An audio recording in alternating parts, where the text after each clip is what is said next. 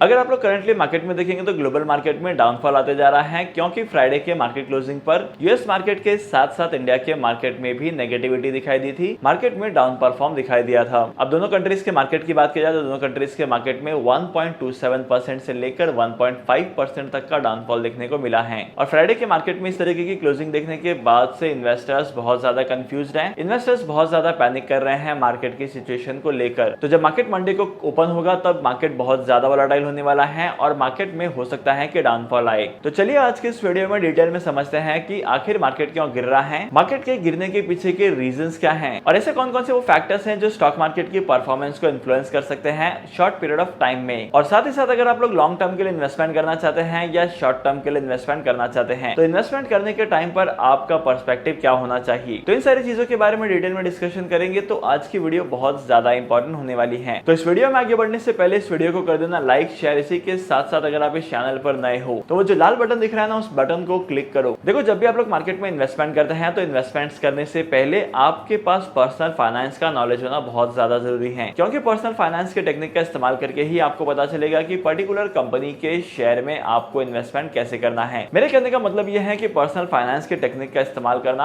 आपके लिए काफी ज्यादा फायदेमंद हो सकता है। इसकी वजह से आपको ये पता चलेगा कि आपकी नेसेसिटी कितनी है और इसी के साथ साथ अगर आप लोग इन्वेस्टमेंट करते भी हैं तो इन्वेस्टमेंट के साथ साथ सेविंग कैसे करनी है, आपने कितने अमाउंट का इन्वेस्टमेंट किया है और आपके पास कितने अमाउंट का इमरजेंसी फंड है। ये दोनों चीज आपके लिए काफी ज्यादा इंपॉर्टेंट होती हैं। अगर आप लोग नैस्डैक की परफॉर्मेंस को देखेंगे तो नैस्डैक की performance with in a day Friday को 1.62% से गिर चुकी थी, जो कि इस इंडेक्स के लिए आज तक का सबसे बड़ा डाउनफॉल है क्योंकि विद इन अ डे इस इंडेक्स ने कभी भी इतना ज्यादा डाउनफॉल नहीं दिखाया है। और अगर आप लोग डॉ जोन्स की परफॉर्मेंस को देखेंगे तो डॉ जोन्स के इंडेक्स में भी 2.72% का डाउनफॉल देखने को मिला है।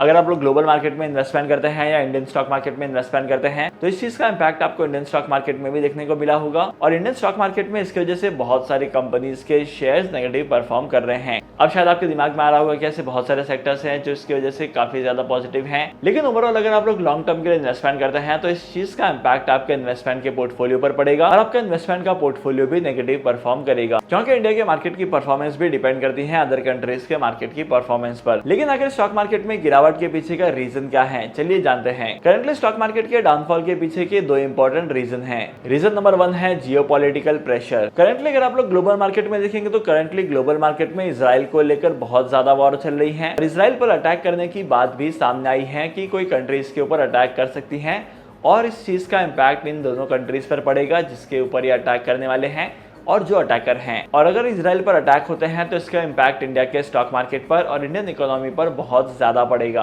लेकिन अब शायद आपके दिमाग में ये आ रहा होगा कि इन दोनों कंट्रीज से तो हमारा कोई कनेक्शन नहीं है, तो इस चीज का इंपैक्ट हमारे इंडियन स्टॉक मार्केट पर कैसे पड़ेगा और इंडियन इकोनॉमी नेगेटिव परफॉर्म क्यों करेगी। देखो हम सभी को पता है कि इंडिया में क्रूड ऑयल मैन्युफैक्चर नहीं होता है तो क्रूड ऑयल को सबसे ज्यादा इंपोर्ट करना पड़ता है और India is one of the biggest importer of crude oil. और अगर ये कॉन्फ्लिक्ट ऐसा ही चलता रहा तो मार्केट में क्रूड ऑयल की प्राइसेस और भी ज्यादा बढ़ जाएगी और इसकी वजह से इंडिया के इंपोर्ट का कॉस्ट बढ़ जाएगा। और करंटली अगर आप लोग मार्केट में देखेंगे तो करंटली मार्केट में डॉलर्स के बेसिस पर क्रूड ऑयल की रेट बढ़ते जा रही है और अगर इसी तरीके से बढ़ते गई तो इंडियंस के लिए बहुत ज्यादा प्रॉब्लम्स क्रिएट होगी। और अगर आप लोग रिसेंटली देखेंगे तो रिसेंट मार्केट में क्रूड ऑयल की प्राइसेस में बहुत ज्यादा फ्लक्चुएशंस आए हैं और इन फ्लक्चुएशंस को ऑब्जर्व करने के बाद ये पता लगाया जा रहा है कि अगर फ्लक्चुएशंस ऐसे ही रहे तो आने वाले टाइम पीरियड में मार्केट में क्रूड ऑयल की प्राइस और ज्यादा बढ़ेगी और इस चीज का इंपैक्ट इंडिया की इकोनॉमी पर भी पड़ेगा। अब हम बात करते हैं सेकंड इंपॉर्टेंट रीजन की। अब सेकंड इंपॉर्टेंट रीजन है यूएस बिजनेस अर्निंग्स। मतलब कि अगर आप लोग करंटली मार्केट में देखेंगे तो मार्केट में बहुत सारी यूएस कंपनीज का फाइनेंशियल्स डिक्लेयर हुए हैं,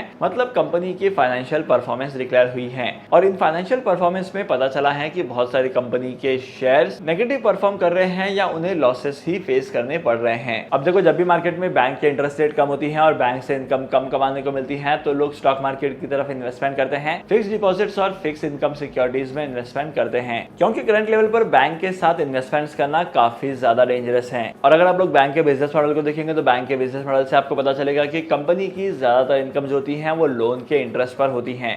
और करंटली मार्केट की कंडीशन ऐसी है कि कोई भी एडिशनल बर्डन क्रिएट नहीं करना चाहता। और तो और जितने भी लोगों ने लोन लेने की प्लानिंग की है उन लोगों ने अपने लोन लेने की प्लानिंग को पोस्टपोन कर दिया है और इसी के साथ साथ लोगों ने बैंक में पैसा रखना कम कर दिया है और वो मार्केट के किसी ऐसे इन्वेस्टमेंट ऑप्शन में इन्वेस्टमेंट करना चाहते हैं जहां पर उनके पैसे का थोड़ा बहुत एप्रिसिएशन भी हो और उन लोगों को अट्रैक्टिव रिटर्न्स कमाने को मिले। तो करंटली मार्केट इन्हीं दो मेजर रीजंस की वजह से गिरते जा रहा है और आने वाले टाइम पीरियड में माना जाता है कि अगर परफॉर्मेंस ऐसी ही रही तो मार्केट और भी ज्यादा गिर सकता है। लेकिन एक बात गौर करने वाली ये भी है कि जो मार्केट की परफॉर्मेंस है सिचुएशन लॉन्ग टर्म के लिए नहीं रहने वाली है, क्योंकि 2 से 3 महीनों के बाद जब इस कंपनी का क्वार्टरली रिजल्ट आएगा तब चीजें इंप्रूव होने के चांसेस हैं, तो मार्केट में कंडीशन थोड़ी सी स्टेबल हो जाएगी। तो अगर आप लोग लॉन्ग टर्म के लिए इन्वेस्टमेंट करना चाहते हैं तो लॉन्ग टर्म के लिए इन्वेस्टमेंट आप कर सकते हैं। ओवरऑल लॉन्ग टर्म में आपके इन्वेस्टमेंट के पोर्टफोलियो पर अट्रैक्टिव रिटर्न्स क्रिएट होंगे, लेकिन आपको शॉर्ट टर्म की वोलेटिलिटी को मिस आउट करना पड़ेगा। डिमैट अकाउंट ओपन करने के लिए टॉप 3 ब्रोकर्स के लिंक आपको डिस्क्रिप्शन में मिल जाएगी, वहां पर जाकर आप लोग डिमैट अकाउंट ओपन कर सकते हैं और स्टॉक मार्केट में इन्वेस्टमेंट करना स्टार्ट कर सकते हैं। तो आज के इस इंपॉर्टेंट वीडियो को यहीं पर खत्म करते हैं और मैं आपको मिलूंगा अगली वीडियो में नए टॉपिक के साथ, एक इंटरेस्टिंग टॉपिक के साथ। तब तक के लिए signing off, happy investing and good bye.